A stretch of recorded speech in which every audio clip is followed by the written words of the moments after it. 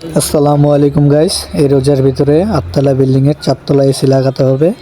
চলেন দেখা যাক এসিটা কীভাবে লাগাই। ইনডোরটা এখানে এবং আউটডোরের পাইপটাই বাইর দিয়ে এসে বারান্দায় লাগবে। প্রথমে আমরা বেস প্লেটের মাপটা নিয়ে নেব। বেস প্লেটের মাপটা নিয়ে নেওয়ার পরে আমরা এখানে ড্রিল করব।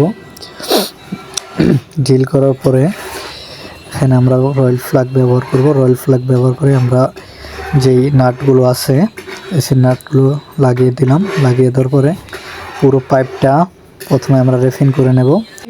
এখানে রেফিন করার পরে আমরা এই ইনডোর ইউনিটটা ঝুলিয়ে দিলাম। ঝুলিয়ে দেওয়ার পরে আমরা যে পাইপটা আছে বারান্দার দিয়ে এই পাইপটা এখানে বারান্দায় নিয়ে এসেছি হাত দিয়ে।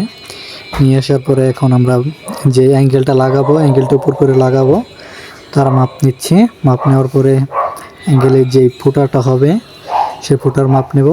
মাপ নেওয়ার পরে এখানে রয়্যাল বোল্ট লাগানোর জন্য ঢিল করা হচ্ছে। ঢিল করে রয়্যাল বোল্টটা লাগিয়ে দেওয়া হচ্ছে। এখানে আমরা রয়্যাল বোল্ট 4টা ব্যবহার করেছি এখানে, যেহেতু বারান্দায়, যার কারণে 6টা ব্যবহার করিনি।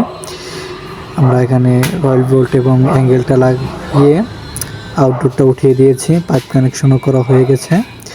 পাইপ কানেকশন করা হওয়ার পর আমরা লিক চেক করেছি। সর্বশেষ কাজটা কেমন হয়েছে দেখেন।